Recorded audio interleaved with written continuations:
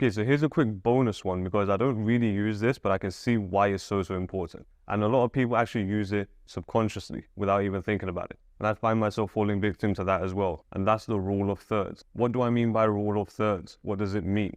Well, it's super simple. This is what the rule of thirds means. If you have a book cover, you can separate it just like this. Sometimes, you know, when you open your iPhone or you open your Android or whatever you have, when you open the camera app, you can put grids. Those grids are separated into the rule of thirds. Now, what does the rule of thirds mean? If you separate everything like this, then what the rule of thirds says is the human eye looks at these corners more than anything else. They find these corners the most interesting. Why is that?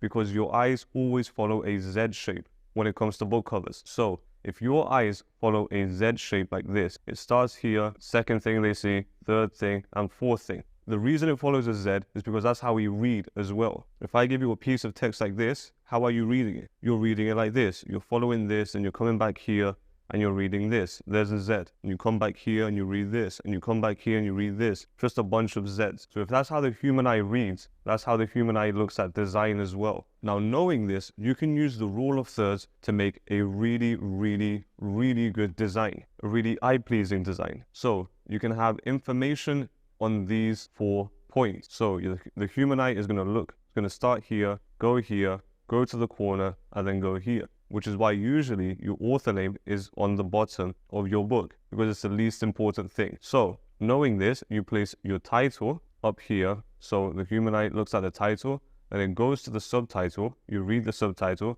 then it looks at the main image, and then it reads the author name. That's usually how the human eye looks at book cover designs. But these 4 points are the most important points. So if you can separate your book cover into the rule of thirds, you can actually place your main image or manipulate your main image in a way where it's going to be super pleasing to the eye to look at using the rule of thirds. What do I mean by this? Well, let's just pretend we have a book about Romeo and Juliet. If we follow the rule of thirds, let's say we have Juliet here on a balcony, and then Juliet is here with her long hair. I don't know if Juliet has long hair, but let's say she's on a balcony here. This is her hands. Great. And then Romeo is down here. Let's say he's kneeling down. Let's say this is Romeo. There we go. That's Romeo. That's Romeo and that's Juliet. Let's say Romeo is placed a little bit over here. Let me just delete this. I say delete a lot, but I just mean erase. I don't even think it's erase. I think it's just wipe.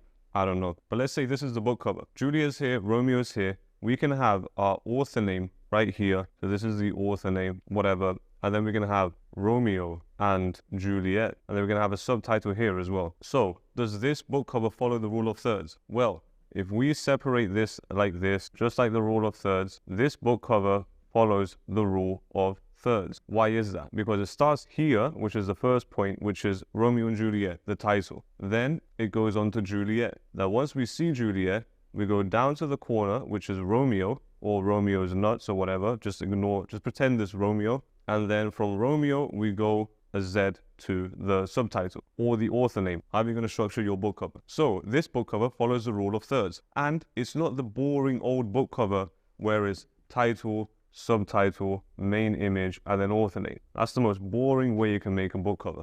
But with this, is there a sense of movement that we talked about before? Yes, because they're moving, they're interacting. We can also add a shape here in the background or something very subtly to show that these two are connected. Or maybe you can add a line going through it. Or maybe you can separate this. Maybe this part of the background is white and this part of the background is blue. You can go do a bunch of different things to see how you can make your book cover the most effective it can possibly be. But the rule of thirds, super powerful. Not only for book covers, but also for photography and when you're filming videos, filming movies. The rule of thirds apply to a bunch of different creative pieces of work. But right now we're talking about book covers. So if you can follow the rule of thirds, you can automatically make way more interesting book covers, way more attractive book covers, more visually pleasing to the eye. And that's exactly what you want, so someone can click on your book cover.